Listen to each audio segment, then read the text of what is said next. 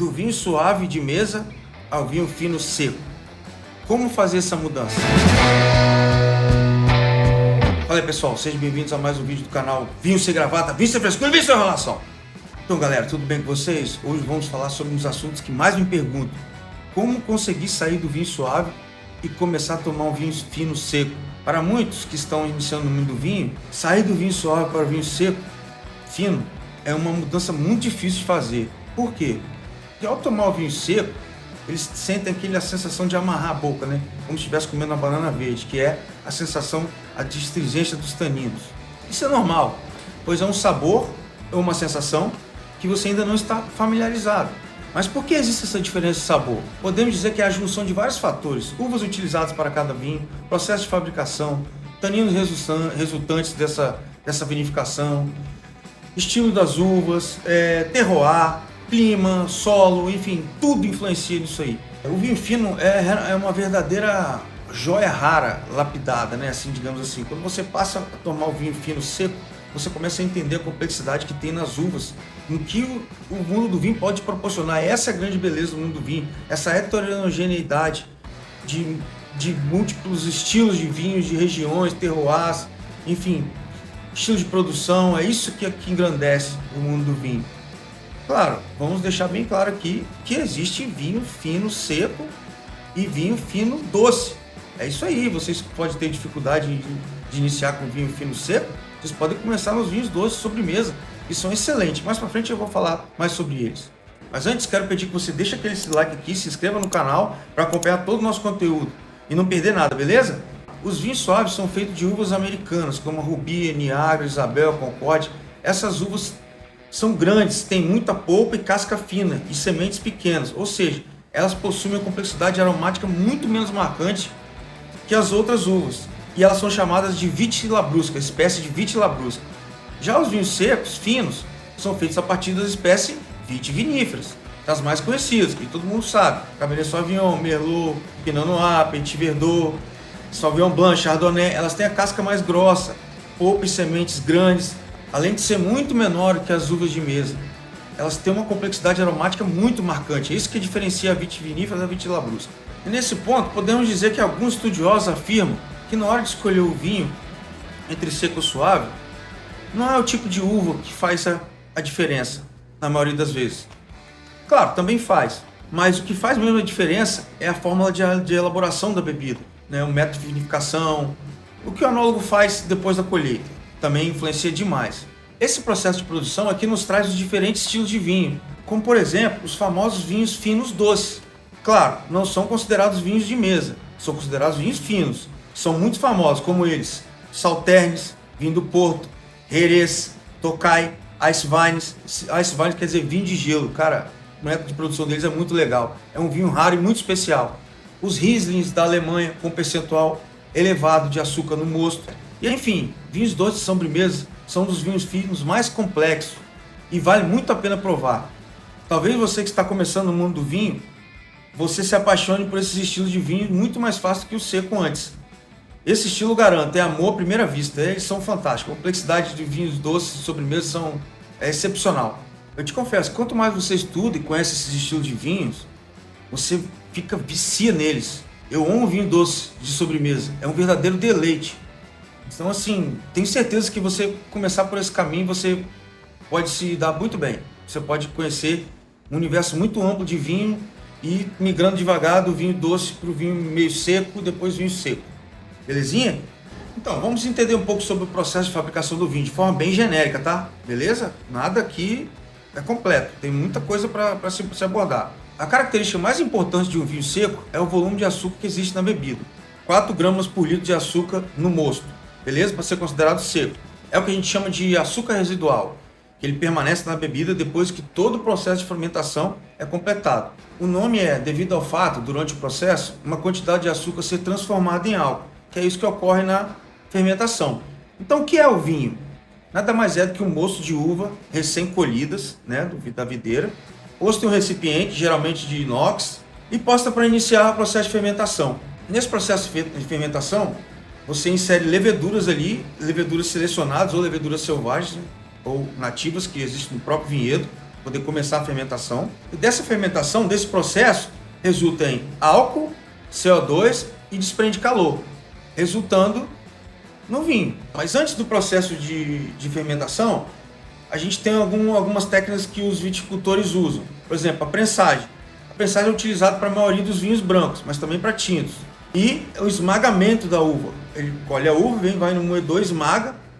Geralmente esse processo se usa para a maioria dos vinhos tintos, mas também se usa para brancos. Depois da prensagem, ou esmagamento das uvas, tem início o processo de fermentação contínuo, que as leveduras transformam o percentual de álcool em açúcar existente.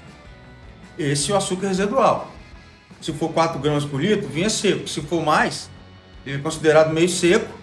Tem um limite ali de quando tiver mais açúcar ainda, é chamado vinho doce, ou suave. Dessa forma, a doçura não é percebida no vinho seco, ou quase não é percebida. Tem vinhos que tem uma pontinha, são secos, mas tem uma pontinha de dulçor. Existem vários vinhos assim. Vale lembrar que a maioria da cultura de leveduras morre quando o mosto tem um potencial para chegar a 15% de álcool. Ou seja, a grande maioria das leveduras, não todas, elas morrem assim que as leveduras for trabalhando, transformando o açúcar em álcool. Quando chega em 15% no mosto, ela mesma morre. Ela trabalha, produz tanto álcool até morrer. Chega nos 15%, a grande maioria morre e cessa o processo de fermentação.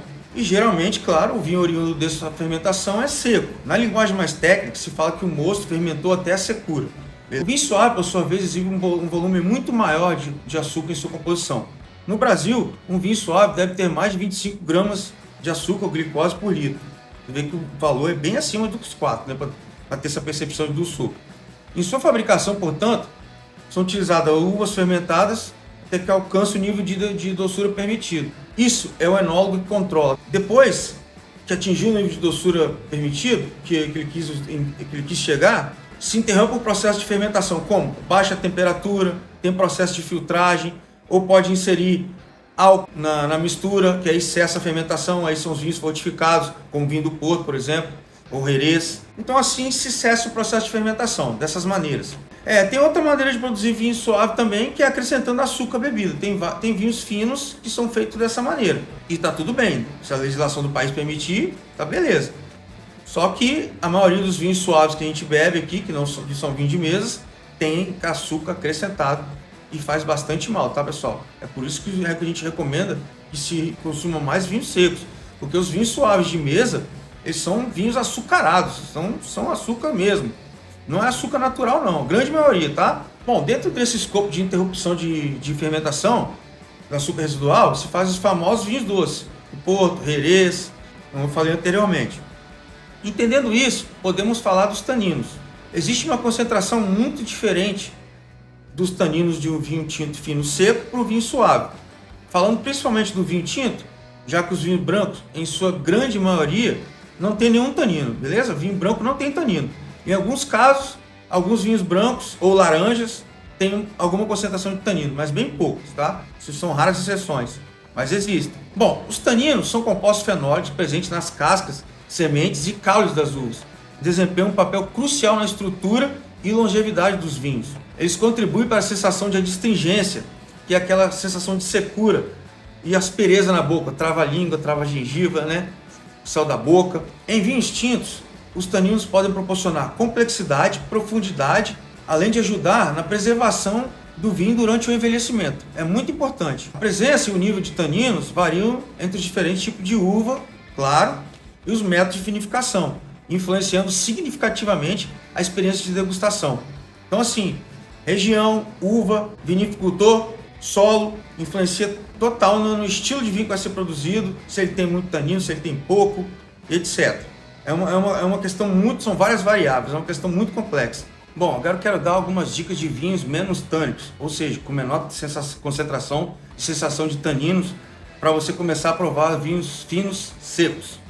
Bom, a primeira é Pinot Noir, especialmente da região da Borgonha, por serem conhecidos mais elegantes e menos tânicos, mas também pode ser de outras regiões, qualquer região. Pinot Noir é um vinho que tem um tanino leve, muito frescor, um vinho fácil de tomar. Outro é o Gamay, produzido na região do Beaujolais, também na França. Tem vinhos leves, frutados, taninos suaves, boa acidez. Tem o Barbeira também, que é um vinho italiano da região do Piemonte. É muito menos tânico, tem boa acidez. É um vinho excelente para comer com pizza. A uva Grenache, este vinho é particularmente de regiões do sul da França e da Espanha, geralmente mais macio, com taninos menos pronunciados, mais gordo, mais cheio. A Merlot, conhecida por sua suavidade, tem seus taninos mais leves, mais macios em comparação com outras variedades, como a Cabernet Sauvignon, por exemplo. Tem também a uva Primitivo, do sul da Itália, que ela tem um sweet point muito alto. O brasileiro adora. Essa uva ela é muito bacana, ela é muito complexa. Ela é bem encorpada, mas ela tem um dulçor. Geralmente os vinhos são considerados meio secos aqui na legislação do Brasil. E esse vinho é um belo vinho para você começar a provar um vinho fino, né? Que ele é considerado meio seco. Meio seco, na verdade. Também podem começar com brancos, claro. Os brancos, não se esqueçam, eles não têm taninos.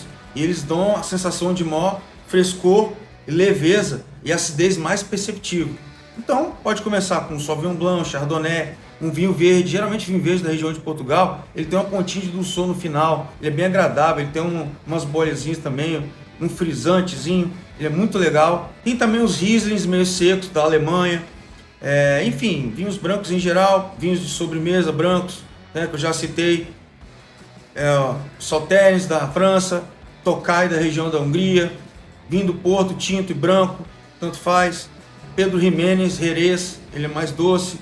Vinho Santo del Chianti, que é um vinho da Itália doce. Passito de Pantelleria, que também é um vinho doce da Itália. Enfim, tem N vinhos para a gente começar a explorar esse mundo aí, para depois você ir migrando devagar para os vinhos mais tânicos, mais complexos, mais encorpados. Então, esses vinhos são ótimos pontos de partida para você desenvolver seu paladar sem a intensidade dos taninos mais fortes dos vinhos mais encorpados. E a dica de ouro que eu dou é você entrar para a comunidade Vinho Sem Gravata. É uma comunidade com um grupo seleto do WhatsApp, onde eu vou te dar as dicas diárias de vinhos, descontos, dicas de viagem. É um grupo muito interativo, todo mundo se ajuda ali, tira dúvidas. Pode me pedir sugestão lá, eu terei o maior prazer em ajudar e responder. Isso é o que eu gosto de fazer, minha paixão. Belezinha? Então bora para a comunidade. Vou deixar o link aqui embaixo para você se inscrever e acessar, vai dar direto lá. Então é isso, galera. Tchim, tchim, saúde, Max Sacarrui.